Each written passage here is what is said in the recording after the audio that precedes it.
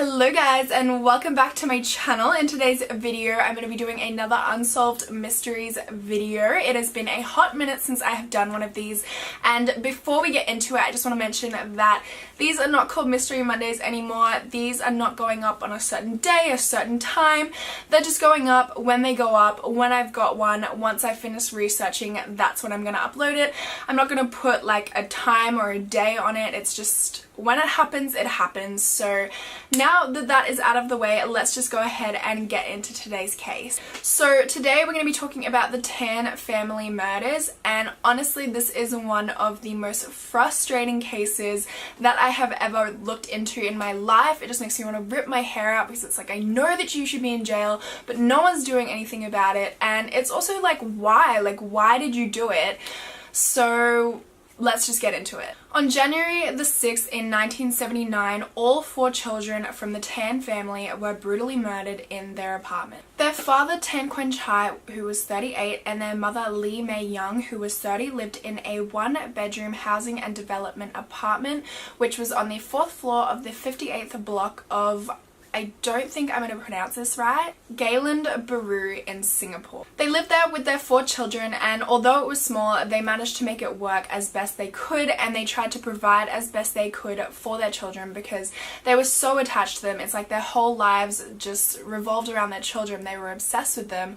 Their small apartment had photos of them just everywhere. Their youngest child and only daughter, Tan Chen Ni, was 5 years old and was attending kindergarten. Their 3 boys, Kok Peng, who was 10 years old, Kok Hing, who was 8 years old, and Kok Sun, who was 6 years old, were all attending Bandamere Primary School. At 6:35 a.m. on the 6th of January, so the day of the murders, Quen and Lee left for work like any normal day while their children were sleeping. They owned a minivan, so to make ends meet as their job, they shuttled children to and from school with the minivan. At around 7:10, Lee Mei called the children to wake them up so that they could get ready for school, but there was no answer. So she called another 2 times and still no answer. So she ended up calling a neighbor and was like, can you please go and wake the children up, or just try and knock at the door, get them awake so that they can get ready for school. And the neighbor did. They went and they knocked, but just like on the phone calls, there was no response. At 10 a.m. that morning, Lee and Quen got home from work, and that is when Lee unfortunately discovered the horrific sight of her children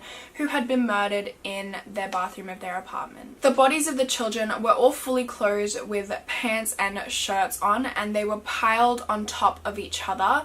They had been hacked and slashed to death. It was honestly a brutal crime scene, and there was no less than 20 slashes on each of their bodies. It did seem like Kok Peng had a struggle with the murderer. His hand was clenched with long hairs still stuck in his fist, and his arm had been almost completely severed. I actually couldn't find anything about the hairs that they found in his hands, so either they tested them and they didn't find anything and didn't find a DNA match, or they didn't test them. The apartment was spotless. There was not a trace of blood in the apartment except for in the kitchen sink.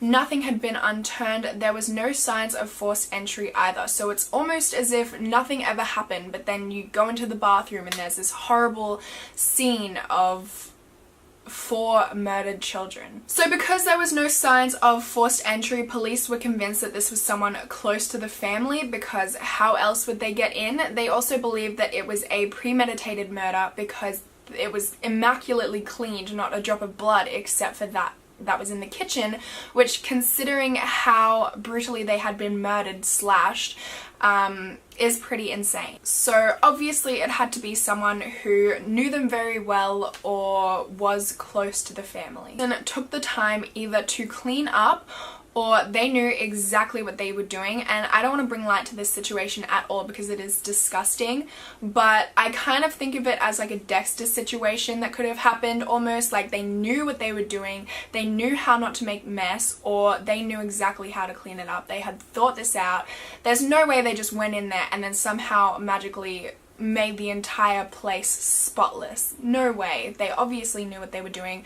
They had the products to do it, and they did it. However they did it, they must have been pretty meticulous to completely erase any trace of themselves. Also, the fact that these murders took place so soon after the parents had left clearly means this person knew when they could get in by and when they had to get out by. I mean, there was such a small time frame in which they could have happened. 6:35 a.m. the parents left, and then 7:10 a.m. they called and there was no answer. So obviously between this time frame the murders had already occurred, or the murders were like happening while these phone calls were being made. That's such a short time frame. This person knew that the parents weren't going to be home, and it seems like they knew that the children were going to be alone. Not to mention, the children either knew this person well enough to let them in, or they had some other means of getting in. And if they did have another way to get into their apartment without any signs of forced entry,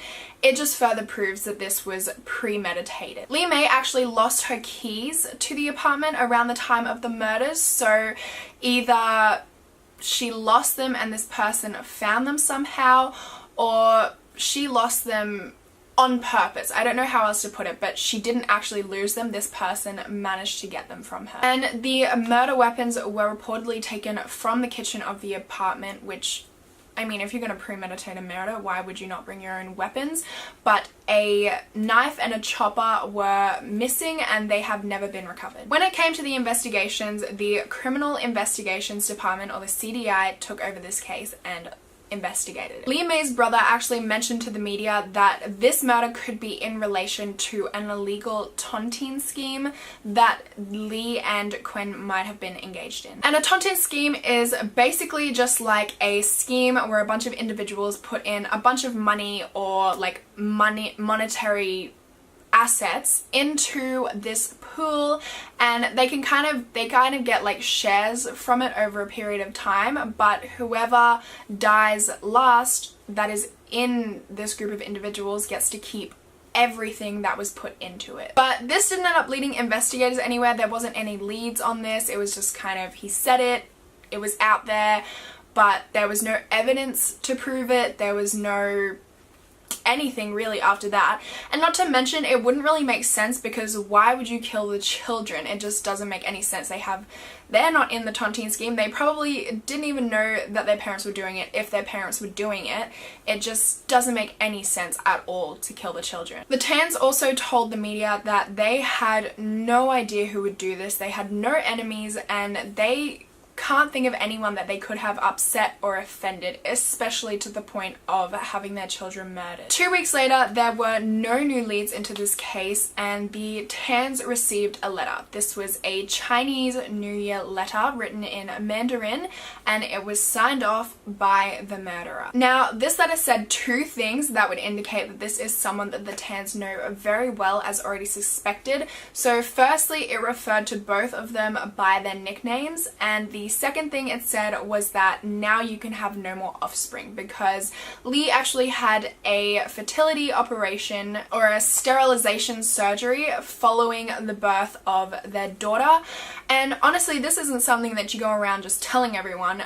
This has to have been someone they know, someone who knew them well enough that they felt they could confide in this person about this surgery. The note actually didn't bring any new leads though. It just kind of solidified the fact that they were looking for someone that the family knew very well. The CID questioned over 100 suspects, and the most unfortunate part of this, I would say, is there is a woman, one of their neighbors, who was like 65 or something, I think, and she just always sits in the corridor of the apartments watching the children play, and she would have seen on any normal day who would have gone in and out of the apartment.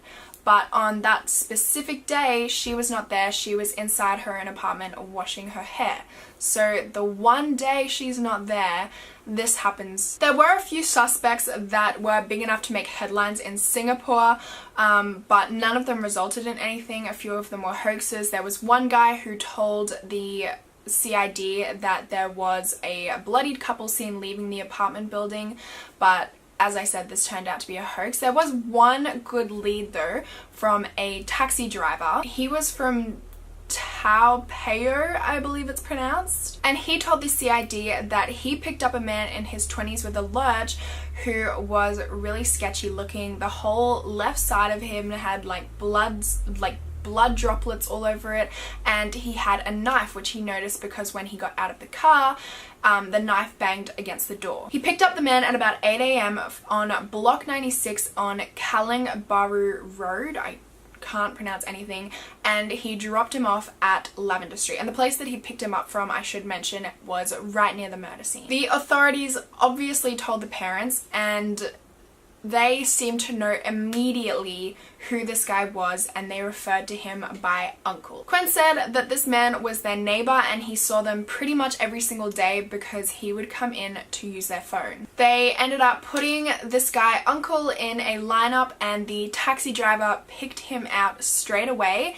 They immediately afterwards detained him, but then 2 weeks later they released him because of a lack of evidence. This is the part that I was talking about that is so incredibly frustrating, because it's like so obvious that it is this guy. He was picked out of a lineup. They knew exactly who he was. He comes over every day, so of course the children are going to answer the door for him. It's just like, like it's so obvious that it was him, and I just can't believe that he was let out. And not to mention the time that he was detained, 2 weeks. So after that 2 weeks when he was let out, that's when the Tan family received that Chinese New Year letter. So it like lines up perfectly for him to get out, send them this letter, but lack of evidence, and then him and his sister moved away and never been heard from since. There was a theory that maybe Lee was having an affair with uncle, and that is why he knew all of these things, like when they would be gone, when they would be getting back, and the fact that she wasn't fertile, because if you are sleeping with someone, that is probably something she would mention, that she had this fertility surgery, or sterilization surgery, sorry. It would also make sense, considering he is their neighbor, that he would have known that the woman that normally sits in the corridor was not there, because I mean, what a coincidence that the one day she's not there, the murders occur. I think that is very sketchy and not just a coincidence. So maybe Lee decided that it wasn't risking her marriage over this affair, and so she ended things, and then uncle lashed out and decided to kill all 4 of the children, which is completely excessive, but also a definite possibility. From what I've read, Quen and Lee were just like completely in love and just for each other, you know, like for each other, and it doesn't really make sense that she was having an affair, but I guess you never know. On January 7, the children were buried side by side with their favorite books and their favorite toys, which not all of them, because Lee and Quen did save a few in memory of their children, and it was just devastatingly hard for them. Lee actually had trouble staying conscious because she was that upset at the funeral. Both parents stopped working, dropping children off in their minivan, because it would just be too hard for them. It would be like a constant reminder, seeing these happy children going to school and remembering that yours were not there anymore. So I completely understand why they stopped, although they did live in the same apartment, and they both ended up, after they quit, went and worked for a plastic machine company. And while this case is so incredibly sad and so incredibly heartbreaking, it does have kind of a happy ending. So Lee was looking into this reverse sterilization surgery, which kind of seemed far-fetched, right? Because I've never heard of that. But by some miracle it worked, and on December 30th, 1983, they conceived a beautiful little baby boy. And that is it. That is the end of this case. I would love to know what you guys think. I definitely 100 without a doubt in my mind think that this uncle guy was guilty, and it just frustrates me to no end that we don't know the motive, and the fact that he moved away and that was it. He's fine living his life after he probably murdered 4 innocent children. But